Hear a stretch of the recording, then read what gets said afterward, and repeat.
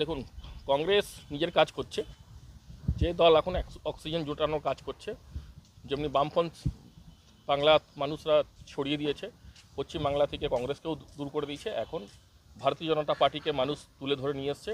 আমরা প্রতিবাদ সবসময় করি আর সবসময় করার চেষ্টা করি। এই যে যে চক্কায় যে ঘটনাটা ঘটেছে রেড লাইট এরিয়াতে, সেখানে একটা 240 টাকার একটা নাবালিক ছেলের ঘটনাতে, যেখানে ওর বাবা রিকোয়েস্ট করছে, তার মা আসছে পয়সাটা দিয়ে দেবে, তারপরেও তার বাবাকে মেরে দেওয়া হলো। তো একটা ছেলে নিজের বাবাকে হারালো, আর এলাকাতে একটা প্রশাসনের উপরে যে চাপ সৃষ্টি হলো, এলাকাতে যে এই ধরনের ঘটনা ঘটছে, তো মানুষের মধ্যে পুলিশের ভয়টা চলে গেছে।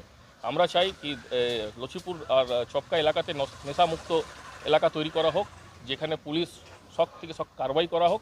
পুলিশ যদি অ্যাকশান নেয়, ভালো অ্যাকশান নেয়, তো আমার মনে হয় কি এই এলাকার মধ্যে এই ধরনের নেক্সট বার আর ঘটনা ঘটবে না। দেখুন, তোলাবাজির গল্প তো পুরো পশ্চিমবাংলায় চলছে।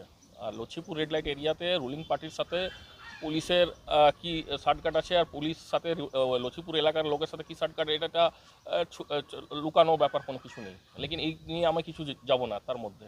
পুলিশ যদি নিজের কাজ ভালো করে করে, আমি বলি শাসক দল নিজের কাজ করবে, বিরোধী দল নিজের কাজ করবে, পুলিশ নির্ভয় হয়, পুলিশ নির্ভীক হয় যদি নিজের কাজটা করে, তো এই ধরনের পরিবেশ এলাকাতে তৈরি হবে না। যেখানে পুলিশ ভ্যানের মাধ্যমে মাইক লাগিয়ে প্রচার করা হচ্ছে, সেখানে এই ধরনের ঘটনা ঘটছে কী করে?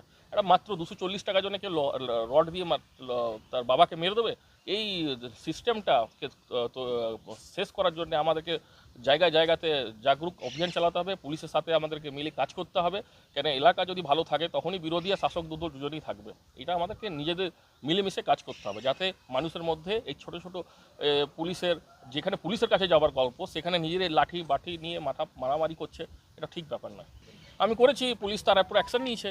আজকে আমি যখনও যা বলেছি পুলিশকে, চাই নিয়ামতপুর বড়বাবুকে বলেছি, চাই কুলটি থানার বড়বাবুকে বলেছি, চাই ডিসি সাহেবকে বলেছি, সঙ্গে সঙ্গে অ্যাকশন হয়েছে।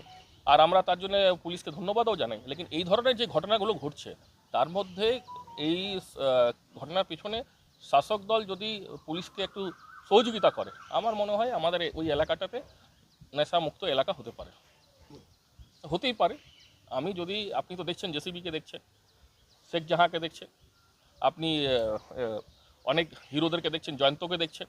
আপনি দেখুন, কালকে পানশালাতে কলকাতাতে ঘটনা ঘটেছে, 40টা লোক মিলে একটা পানশালাকে ঘেরাও করছে, সেখানে 2টো লোক ধরা পড়ছে।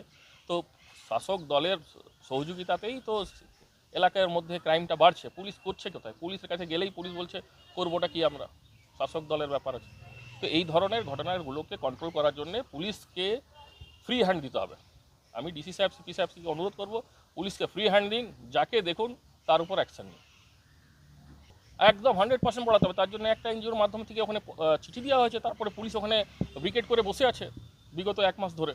আর আমরা চাইছি কি আরও ওখানে শক্তি করার ব্যবস্থা দরকার আছে। আমার নাম টিঙ্কু ভার্মা, কুলটি মণ্ডলের সহসভাপতি, বিজেপি।